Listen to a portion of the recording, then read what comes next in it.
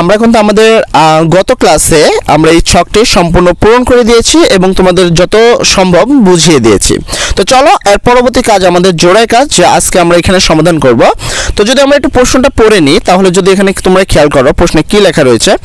প্রশ্নে কিন্তু এখানে লেখা রয়েছে সমকোণী, মানে 3 নম্বর যেটা আমরা করব, যেখানে একটা জোড়ায় কাজ রয়েছে। সমকোণী ত্রিভুজের অত্রিভুজ শোণিত বাহুর এর অন্তর্বর্তী কোণের সাপেক্ষে, মানে অত্রিভুজ আর হলো শোণিত বাহু, মানে কিন্তু একটা থিটা কোণ দিতে হবে। অন্তর্বর্তী কোণের সাপেক্ষে তোমার বিভিন্ন বাহুর অনুপাত নির্ণয় করতে হবে। তার মানে এখানে অনুপাত নির্ণয় করে দেখাতে হবে।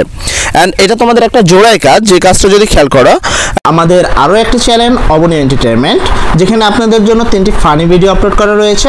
নাম্বার 1 মুরগির দুধ খেলে বুদ্ধি বাড়ে, নাম্বার 2 মিশন আন্ডারপ্যান, নাম্বার 3 লোডশেডিং। এই ভিডিওগুলো দেখে আমাদের চ্যানেলটি সাবস্ক্রাইব করে পাশে থাকার জন্য অনুরোধ রইল। ভিডিও লিংক ফার্স্ট কমেন্ট এবং ডেসক্রিপশনে রয়েছে। প্রত্যেকে খাতায় একটি সমকোণী ত্রিভুজ আঁকো, যার বাহু 3টি বাহুর দৈর্ঘ্য তোমার ইচ্ছা মতো নিতে পারো। অর্থাৎ সোজা বাংলা কথা, তুমি তোমার মন মতো যে কোনো সমকোণী ত্রিভুজ আঁকতে পারো। অ্যান্ড সেক্ষেত্রে তুমি যে ত্রিভুজটা আঁকলা বা তুমি তোমার ইচ্ছা মতো মানও নিতে পারো। তো আমি 3-4টা ধরো এই ত্রিভুজ আঁকলাম এবং সেই অনুসারে আমি মানও নিতে পারি। কিন্তু ভূমি সংলগ্ন সমকোণটি হতে হবে 30 ডিগ্রি, মানে ভূমির সাথে যে কোণটা উৎপন্ন করবে সেটা 30 ডিগ্রি হতে হবে। যদি আমি তোমাকে অনেকটা বুঝাই, তো সেক্ষেত্রে এখানে এখানে আর এখানে এইটা একটা ত্রিভুজ বলে। তো ভূমি সংলগ্ন কোণ হলো এইটাকে হইতে হবে কত ডিগ্রি?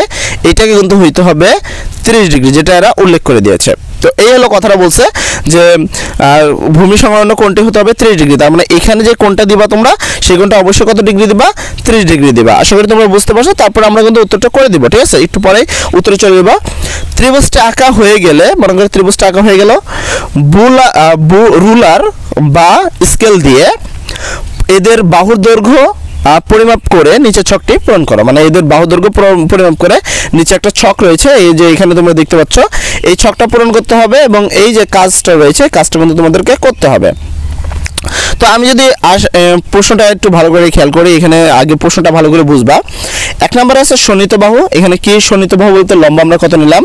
তারপর হলো বিপরীত বাহু। বিপরীত বাহুটা আমরা কত নিয়েছি, মানে একটা ত্রিভুজ আঁকবো।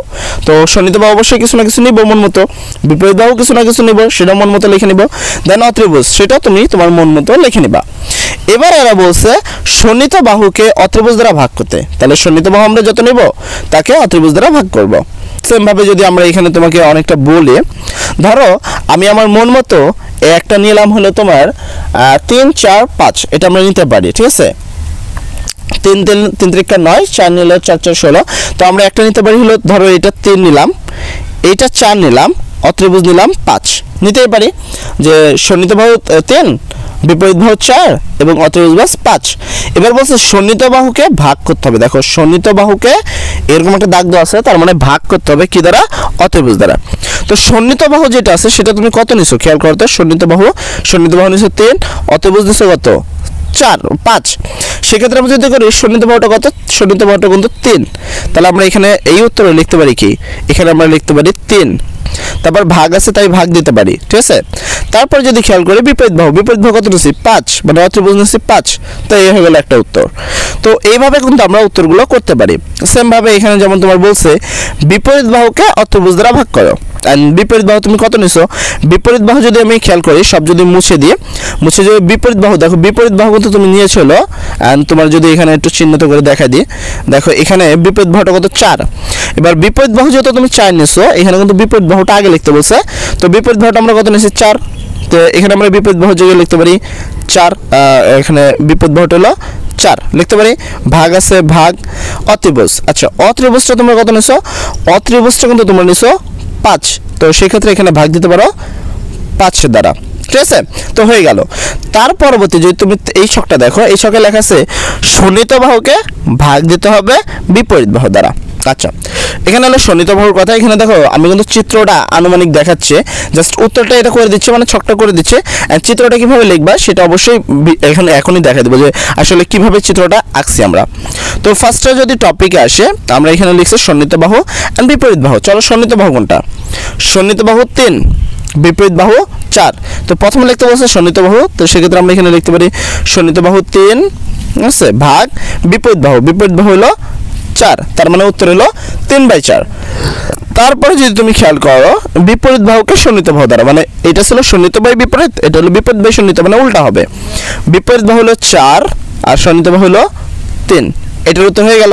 তারপরে যদি তুমি পরেরটা খেয়াল করো, এখানে বলছে অত্রিভুজকে সন্নিহিত বাহু দ্বারা ভাগ করতে, মানে সিম্পলি একটা উত্তর। তোমরা চাইলে এই উত্তরটা লিখতে পারো, আমি আরও একটা উত্তর দেখাই দেবো, তোমরা চাইলে সেইটা লিখতে পারো, তুমি তোমার মন মতো লিখতে পারো। আমরা কিন্তু সকল উত্তরটা তোমাকে এই ভিডিওতে দেখা দিচ্ছি, এবং যত ধরনের উত্তর হতে পারে তুমি সব ধরনের উত্তরে লিখতে পারো। এবং এটা যেহেতু তোমার মন মতো, তুমি চাইলে অন্য কেউ যদি অন্যভাবে করে, আমি বলবো না তারটা ভুল, কেন এটা মন মতো, তো সে কিন্তু অন্য কিছু নিতে পারে। তবে অবশ্যই এটা একটা সমকোণী ত্রিভুজ হতে হবে, মানে লম্ব স্কয়ার ভূমি স্কয়ার অত্রিভুজের সমান হতে হবে। এটা তারা অবশ্যই যেন যে ইউটিউবারই করুক না কেন, তারা যেন অবশ্যই এটা বুঝে শুনে করে। তারপরে আমি যদি আসি, এখানে তোমাকে যেটা করতে হবে সেটা হলো অত্রিভুজ নিতে হবে আগে। এন্ড অত্রিভুজের মান আমরা সর্বোচ্চ বড় মান নিয়েছিলাম 5, তাহলে অত্রিভুজটা হলো 5। তারপর দিতে হবে ভাগ, দিলাম ভাগ। তারপরে কি সন্নিহিত বাহু আমরা নিয়েছিলাম কত? সন্নিহিত বাহু নিয়েছিলাম 4, তাহলে আমরা এখানে লিখে দেব 4। তারপর হলো অত্রিভুজ বাই বিপরীত বাহু।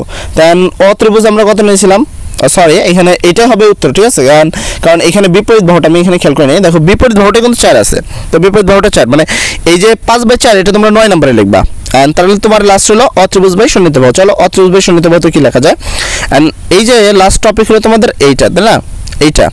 এইটা তো যদি উত্তর লিখি, মানে 8 নম্বরটা লেখা হয়নি, তো 8 নম্বরের উত্তরটা কি হবে? প্রথমে হলো অত্রিভুজ কত? অত্রিভুজ আমরা নিয়েছিলাম 5, তাহলে 5 ভাগ, আর সন্নিহিত বাহু আমরা নিয়েছিলাম 3, তার মানে এটার উত্তর হবে হলো 3। এই তো তোমাদের একটা উত্তর ছিল। তো চলো আমরা আরও একটা উত্তর দেখে নিই, যেন তোমাদের কোনো কনফিউশন না হয়। কিন্তু এখানেও করেছি, তোমরা যদি এখানে খেয়াল করো, দেখো আমরা খালি পৃথক কি নিয়েছি। প্রথমে তোমরা এরকম একটা চিত্র আঁকবা, যেটা আমরা বললাম যে চিত্রটা বুঝাবো। তো ফার্স্ট এরকম একটা চিত্র আঁকবা, যেখানে লম্ব বরাবর দিবা 3, ভূমি বরাবর দিবা 4, আর অত্রিভুজ বরাবর দিবা 5। আমরা আগের বার সেম মান নিয়েছিলাম, শুধু এই লম্ব বরাবর দিয়েছিলাম 4 আর ভূমি বরাবর দিয়েছিলাম, মানে এই নিচে বরাবর দিয়েছিলাম 3 আর এই লম্ব বরাবর দিয়েছিলাম 4, এতটুকু পার্থক্য। এখন তোমাকে যেটা লিখতে হবে, একবার হুবহু লিখতে হবে, সেটা হলো সমাধানে লিখবো, মনে করি ABCD একটি সমকোণী ত্রিভুজ, মানে এটা একটা সমকোণী ত্রিভুজ। এবার স্কেল দিয়ে ABC ত্রিভুজের বাহুগুলো পরিমাপ করি বা করে পাই। তো তুমি এগুলো বাহুগুলো পরিমাপ করছো। AB হলো 3 সেন্টিমিটার, বি থেকে সি হলো কত? তোমার 4 সেন্টিমিটার। তারপর এ থেকে সি হলো তোমার 5 সেন্টিমিটার। তারপর যদি তুমি খেয়াল করো, এবার লিখবা এখান তোমার যে কোণটার কথা বলছিল, যে অবশ্যই ভূমির সাথে অত্রিভুজের যে কোণটা সেটা যেন 30 ডিগ্রি হয়, সে বিষয়ে এখানে 30 ডিগ্রি কোণে সন্নিহিত বাহু, মানে 30 ডিগ্রি কোণ করে সন্নিহিত বাহুর নাম কি? সন্নিহিত বাহু মানে ভূমি, সেটা হলো বি থেকে সি, তাহলে সন্নিহিত বাহু হলো BC। বিপরীত বাহু মানে কোণের বিপরীত বাহু লম্ব, অ্যান্ড অত্রিভুজ হলো AC বা যেটা মরমান। তারপরে তোমরা ছকটা যেভাবে পূরণ করবা সেটা হলো আমি অলরেডি তোমাদের দেখিয়ে দিয়েছি। তো আমরা এখানে কি নিয়েছি, সেক্ষেত্রে আমরা প্রথমে নিয়েছিলাম সন্নিহিত বাহু, যেটা হবে 4, আমরা এখানে বলে দিলাম। আমরা সন্নিহিত বাহু নিব 4, ঠিক আছে। তারপর বিপরীত বাহু 5 এন্ড অত্রিভুজ হলো 6। অবশ্যই আমরা এগুলো খুব ভালো করে বুঝিয়ে দেব। আপাতত তোমরা এটা উত্তর করে নিতে পারো, ঠিক আছে। দেন আমরা এটা আর একটু পরেই কিন্তু বুঝিয়ে দিব, তো টেনশন নিও না। তুমি জাস্ট আগে উত্তরটা লিখে নাও। তারপরে তোমরা যদি খেয়াল করো, তারপরটা হবে 4/5 আর তারপরে হলো 5/6, তো তারপরে হবে 4/3, 3/4 এন্ড 5 তোমার কত 4 এবং 5/3। তো এগুলো হলো তোমাদের মূল উত্তর। এবং সেখান থেকে এখানে দেখো একটুখানি কথা লেখা আছে, আমি যদি এই কথাটা তোমাদের একটু পড়ে শোনাই, তারপরে একবারে উত্তরে যদি আসে 4 নং, মানে এই যে 4 নং যেটা আছে তোমার ঘরে, 4 নং এবং 9 নং ঘরের অনুপাত 6টি, মানে এই দুইটার অনুপাত হবে 6টি। তোমার অন্যান্য সহপাঠীদের সাথে মিলে দেখো যে এগুলো মিলে গেছে কিনা বা পৃথক আছে কিনা। অবশ্যই মিলে গেছে। উপরের কাজ থেকে তোমরা কি লক্ষ্য করলা এটাও আমরা বলে দেবো। চলো এরপরে তোমাকে যা লিখতে হবে এতটুকু বিবরণ তোমরা অবশ্যই লিখে দিবা, কেননা জানো যে এখানে কিন্তু প্রশ্ন ছিল 4 নং এবং 9 নং এর অনুপাতে 6টি অন্যান্য সহপাঠীদের দেখানোর পর কোনো মিল পালা কিনা, তো সেক্ষেত্রে তোমরা এটা লিখে দিবা। 4 নং এবং 6 নং ঘরের অনুপাতে 6টি আমরা অন্যান্য সহপাঠীর সাথে মিলিয়ে দেখেছি যে এগুলোর মিলে গেছে। উপরের কাছ থেকে আমরা লক্ষ্য করলাম যে একটি সমকোণী ত্রিভুজের 30 ডিগ্রি কোণের সাপেক্ষে বাহুগুলোর পরিমাণ ভিন্ন রকম হওয়া সত্ত্বেও অনুপাত কিন্তু একই হয়ে যায়। একইভাবে আমরা যদি একটি সমকোণী ত্রিভুজের অন্যান্য সমকোণের সাপেক্ষে বাহুগুলোর অনুপাত বের করি তাহলে দেখতে পাই বাহুগুলোর পরিমাপ ভিন্ন হওয়া সত্ত্বেও তোমার কি অনুপাত একই হয়ে থাকে। এন্ড তার পরবর্তীতে একইভাবে তোমাদেরকে আমরা যদি সমকোণী ত্রিভুজের সূক্ষ্মকোণের বিপরীত বাহুগুলোর অনুপাত বের করি তাহলে দেখতে পাই যে আমাদের বিভিন্ন ধরনের হওয়া সত্ত্বেও এদের পরিমাণটা কি রয়েছে, একই রয়েছে। এই থেকে আমরা এই বলতে পারি যে যে কোনো আকারের সমকোণী ত্রিভুজের সন্নিহিত বাহু এবং অত্রিভুজের অন্তর্বর্তী কোণের মান যদি একই হয় ওই সকল সমকোণী ত্রিভুজের বাহুগুলোর অনুপাতের পারস্পরিক সমান হবে। কিন্তু সন্নিহিত বাহু এবং অত্রিভুজের মধ্যবর্তী কোণের মান যদি ভিন্ন হয় সেক্ষেত্রে অনুপাতও ভিন্ন হবে। তো তোমরা এতটুকু করার পরে এই বিবরণটুকু লিখে দিবা, আশা করি তোমাদের উত্তর 100% ঠিক হবে। তো যাই হোক, সর্বোপরি সবার একই কথা, যদি ভালো লাগে চ্যানেলটি সাবস্ক্রাইব করে আমাদের পাশে থাকবা এবং আমাদের অন্য একটি চ্যানেল অবনী এন্টারটেইনমেন্ট সেটাকেও সাবস্ক্রাইব করে আমাদের পাশে থাকবা। তো আসসালামু আলাইকুম।